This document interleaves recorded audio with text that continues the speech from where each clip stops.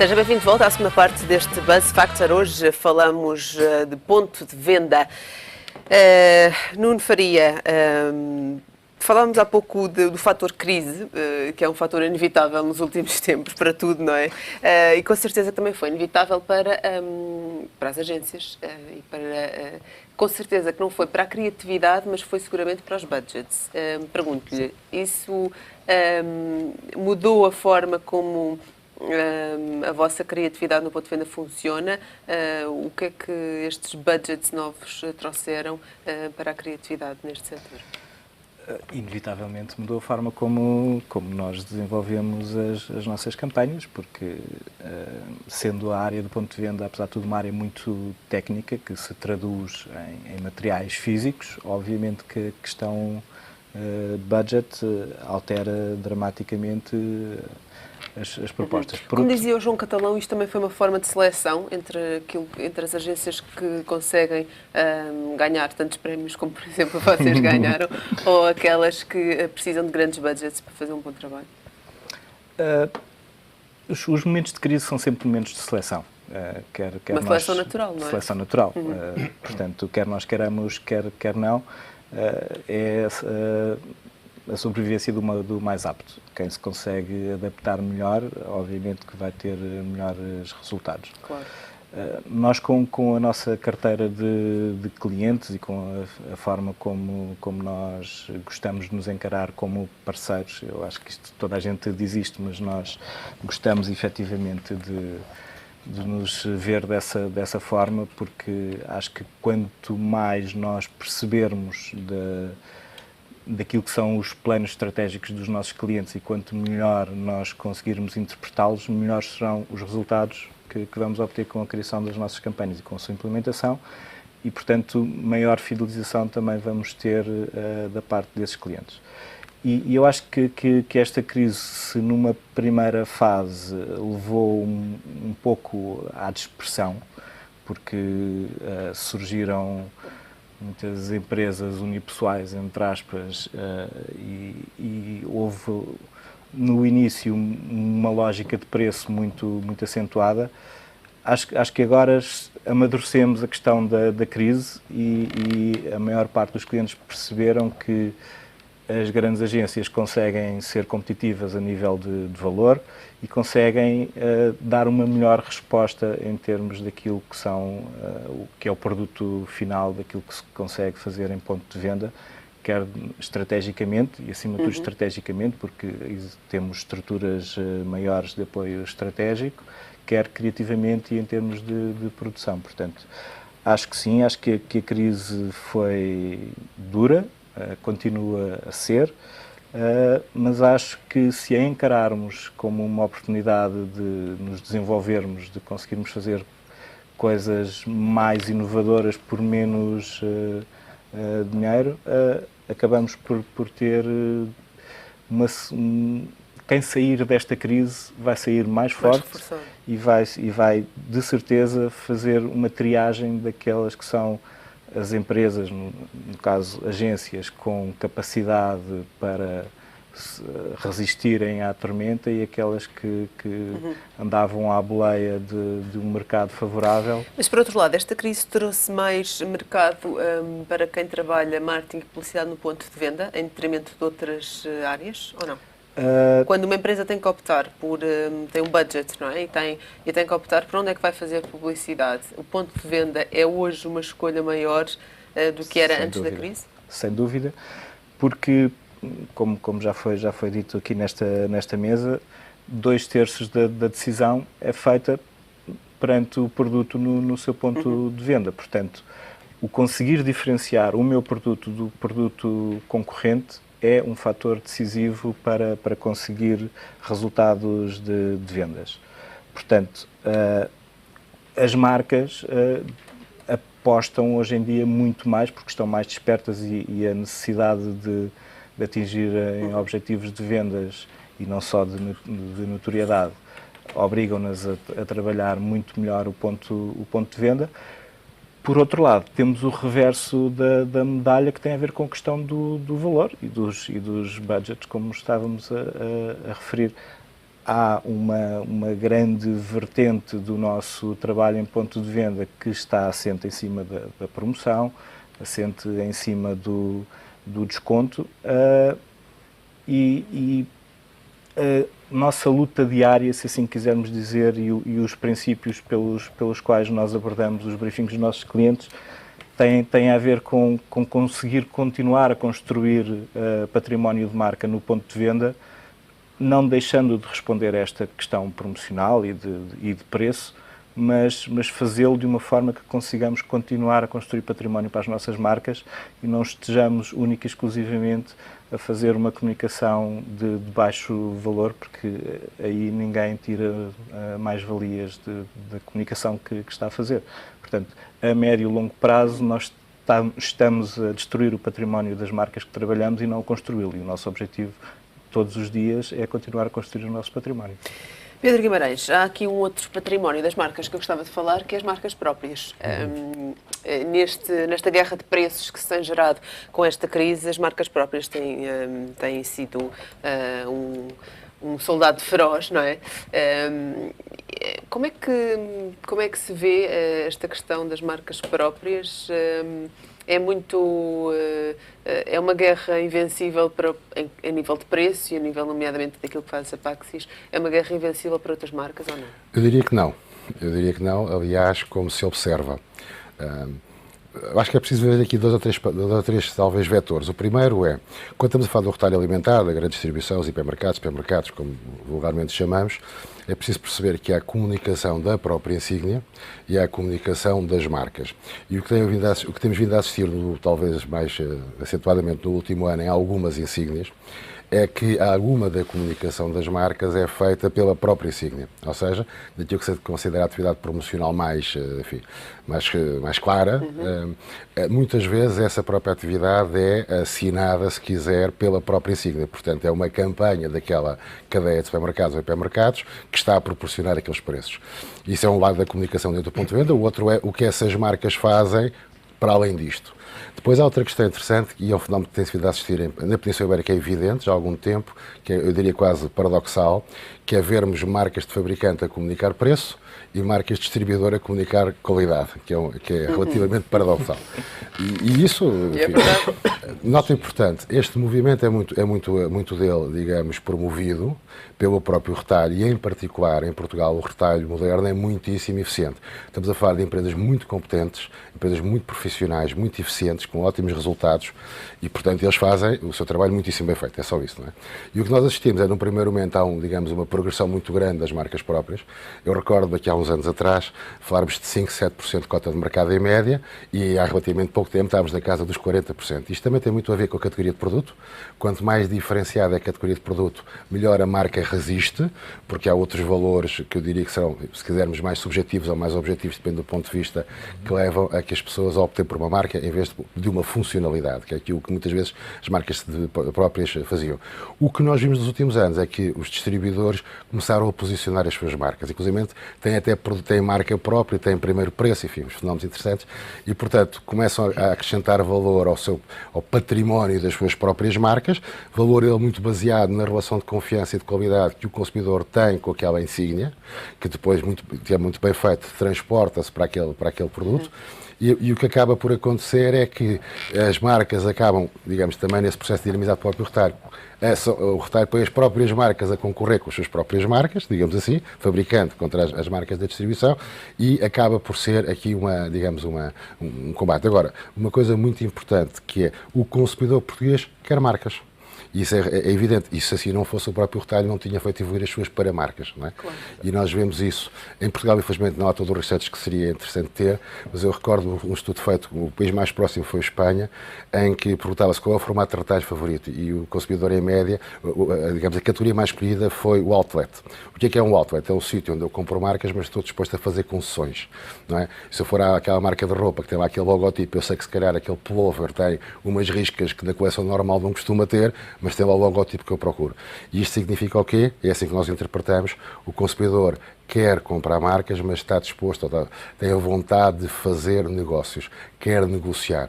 E, portanto, cria-se aqui uma oportunidade para as marcas continuarem a acrescentar valor ao seu negócio, ainda que tenham que fazer comunicação baseada em preço ou em promoções de preço. Agora, isso tem que ser bem feito, não pode ser só baixar o preço. Há aqui outra questão ainda em relação às marcas que eu gostava de falar. João Catalão, e se calhar pergunto ao João, mas a todos, que é a questão do linear, porque as marcas próprias têm, obviamente, e muitas vezes são tratadas, e se calhar para um criativo, como outra marca qualquer, não é? Mas a nível de linear, quando estamos a falar de grandes superfícies, ou médias superfícies, digamos assim, estamos a falar de uma capacidade de ter espaço no linear muito maior do que as outras marcas. Não é? O espaço tem, há estudos, até há fórmulas para calcular aquilo que se chama linear desenvolvido, onde o espaço a mais não vende e a menos também não vende. A menos já está calculada, se nós caminhamos a 1 metro por segundo, pode ter a certeza que um produto não tem 33 centímetros de linear, corre o risco de não ser visto. A grande questão está que as marcas próprias, numa determinada época, emolduravam as marcas, isto é, aproveitavam toda a comunicação, toda a publicidade das marcas para, no fundo, aparecerem como um substituto, umas cópias. Nós já aqui falámos do desenvolvimento tanto qualitativo como até de comunicação que as marcas próprias têm feito, porque aproveitaram exatamente uma tendência de mercado. Se eu não conseguir encontrar aquilo que eu pretendo com o valor, ou com a embalagem, ou com o que for, eu vou-me defender uma marca própria. No entanto, há estudos das neurociências, e a grande distribuição em Portugal sabe isso, e tem trabalhado muito bem, que dizem que o consumidor não gosta de tomar decisões complicadas na sua cabeça, certo? Portanto, porque o cansa, e as marcas cansam menos. Portanto, o consumidor, quando pode, prefere marca. Portanto, não adianta hoje fazer muitos truques e malabarismos para tentar, imagina, alterar circuitos naturais do consumidor, pôr um produto onde o consumidor pensa que está numa lógica, eu diria, de merchandising, e meter por lá umas marcas próprias, outra coisa. Não, a marca própria tem que ser tratada pelos distribuidores, e posso lhe garantir, em Portugal, cada vez mais bem trabalhada como a marca do distribuidor. E não como aqueles truques que nós sabíamos, o consumidor gosta do lado direito, gosta da altura dos olhos, invariavelmente levava com a marca própria. Isso hoje não é assim, até por uma razão. Há uma aproximação, as marcas próprias, hoje tem uma aproximação dos valores das marcas, isto é, as marcas com a crise começaram a oferecer mais por menos, e as marcas próprias começaram também a ter que ser mais e não podia ser por menos. Isto é, a decalagem entre um produto de qualidade, de marca... Eu diria que hoje já não há marcas próprias que não sejam de qualidade, está a ver? Mas também os preços, a decalagem entre um produto de marca e uma marca própria já não é tão grande assim. Portanto, eu até podia dizer que há marcas próprias que têm clientes. Tem cliente da marca própria. Fiéis. E, portanto, a questão dos lineares começa a ser gerido muito cientificamente e não muito empiricamente. Talvez já começa a ser muito científico. E pelo que nós estamos aqui a falar, passaram a ser marcas. Marcas, Claro. exatamente. Chamamos-lhe marcas próprias por alguma Exatamente. razão. É porque deixaram de ser apenas um produto de marca branca. E hoje em dia já para usamos ser cada vez mais marcas próprias e não marcas brancas, como Exatamente. sempre Sim, se e dizia, nenhum não é? operador português, veja como é que a distribuição está em Portugal, como ela está concentrada, nenhum distribuidor português corre o risco de ir pôr a sua marca num produto que não tenha alguma qualidade. Isto foi bom, porque isto puxou por todas as marcas para fazer E aquilo que era aquilo natural. que estávamos aqui a falar há pouco, que o facto de haver inclusivamente uma estratificação dentro das próprias marcas da grande distribuição. Nós temos marcas da grande distribuição mais caras, porque concorrem num segmento superior, do que uma marca corrente desse segmento. Ao setor gourmet, não é? Exatamente. Vai descendo. Exatamente. Há uma coisa importante, já agora se me permite, que é, Claro. o que todos queremos é crescer, não é? O retalho quer crescer, os fabricantes querem crescer, nós, fornecedores de serviços, queremos crescer. Crescer implica que o mercado cresça, não é? Em particular, numa altura em que há uma contração do preço, eu diria que é muito difícil fazer crescer o mercado em valor. Talvez em volume seja possível, e isso está a ser conseguido com algum tipo de esquemas promocionais que levam a que o consumidor estoque. Depois podemos discutir a validade disso no médio e longo prazo, enfim, mas se calhar não valeria a pena começar a ter esse debate agora, mas objetivamente o mercado para crescer é preciso fazer um conjunto de coisas. é trazer novos consumidores para a categoria, é fazer a categoria diversificar, e nós hoje vemos a inovação está nas marcas de fabricante, que é a sua vocação, não é a vocação do retalho, e portanto passa muito por aí. Portanto, se houver um conjunto de produtos que são novos, que depois rapidamente o retalho pode incorporar na sua oferta, não é? Mas a inovação vai ser feita, o motor da inovação é feito, e há uma questão importante, que a crise é muito boa do ponto de vista da seleção, estamos de acordo. A minha preocupação é sempre que isso seja feito até um ponto tal em que a destruição de valor não aniquila a oportunidade de evoluir. Claro. E esse é o problema que nos podemos encontrar hoje. Em particular, e é preciso ser muito claro nisto, nós somos um país muito periférico. Portugal vale qualquer coisa como 13% da economia ibérica. Se calhar as pessoas não têm muito esta noção, mas cada embalagem em Portugal, que se vende em Portugal, em média, vendem 7 aqui ao lado, e nós valemos menos do que 2% do PIB europeu. E, portanto, nós não podemos ir a um nível de eficiência tal que se nos seja altamente pernicioso. E isso é uma questão muito importante, porque é muito simples num mundo em que se está a continentalizar e em que os grandes motores destas organizações de produtores são essencialmente multinacionais, isto vai se europeizar, não é? Partimos da ideia da iberização, a iberização está a evoluir muito rapidamente, isto vai se continentalizar e, portanto, o risco que todos corremos aqui é que a destruição de valor seja tão grande que nós, para a nossa natureza ultraperiférica, venhamos a ter um impacto brutal. E isso é bom. Samuel, somos um mercado pequeno, mas ainda assim somos um mercado, e sobretudo para o mobile, somos um mercado muito de teste, não é?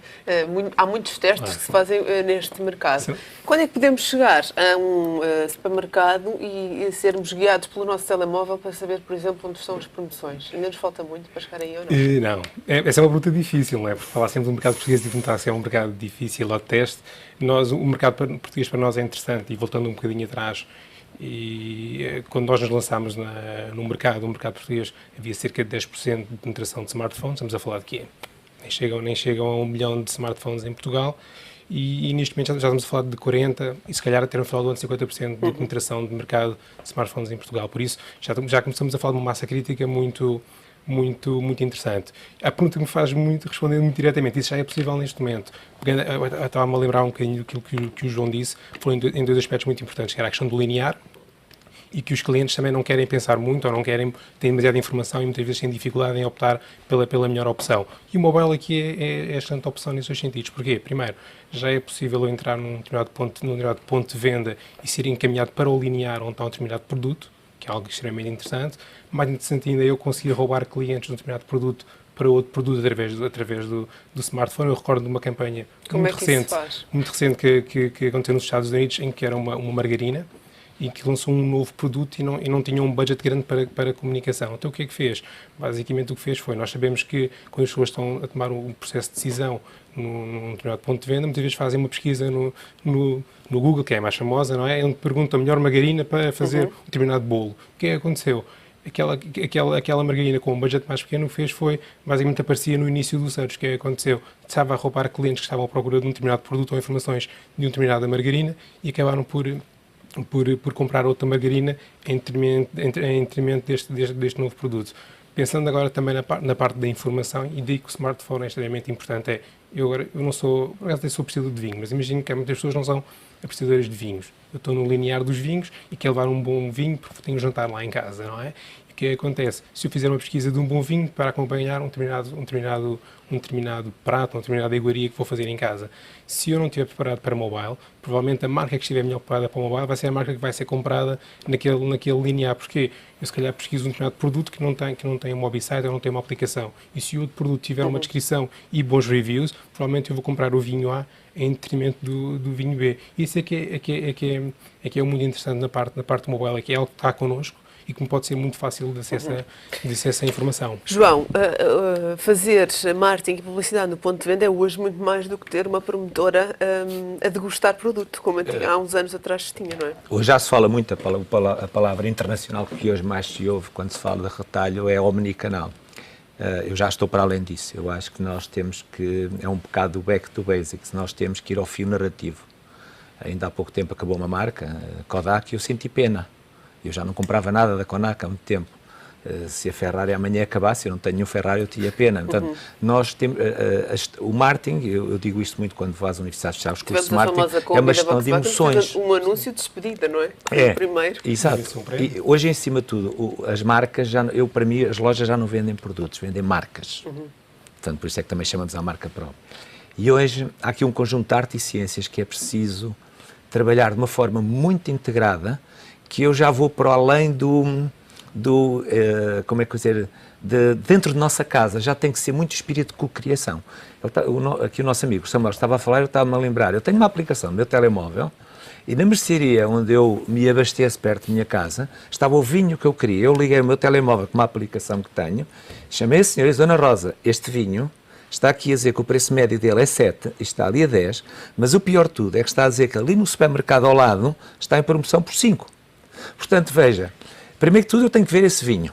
Portanto, eles têm que estar lá. Portanto, ele tem que ter presença física no espaço. Depois tem que ter a montante e a jusante, marcas.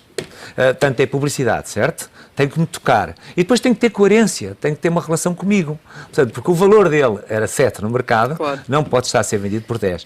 E, portanto, tudo isto eu diria que hoje, quem melhor entender o que vai na cabeça do consumidor, e o que vai na cabeça do consumidor é muito claro, ou fazes parte do fio narrativo da minha vida, ou vou procurar o mais barato, certo? E depois outra coisa muito importante, proximidade, disponibilidade. João, temos que terminar, mas eu gostava que falasse deste livro que tenho aqui e que está a ser um sucesso de vendas, não é? Olha, uma loucura, estou muito feliz porque demorou 2 anos a ser lançado em Portugal, esse livro nasceu nos Estados Unidos, depois foi disseminado pelo mundo inteiro. A nossa edição portuguesa, que é o primeiro manual de ponto de venda, uma forma integrada, eu diria, é uma bíblia para qualquer pessoa que trabalhe o ponto de venda, seja agência, seja marca, etc. Tem contribuições de vários profissionais portugueses. Neste momento já está em Angola também a ter um grande sucesso, foi ótimo, e foi considerado pela Popeye Internacional como a melhor edição de todo o mundo. É uma bíblia para quem queira saber qualquer coisa sobre ponto de venda. João Catalão, Pedro Guimarães, Samuel, Nuno Faria, muito obrigada a todos. Espero voltar a tê-los aqui no Buzz Factor, que hoje fica por aqui. Voltamos daqui a 15 dias. Tenha uma boa semana.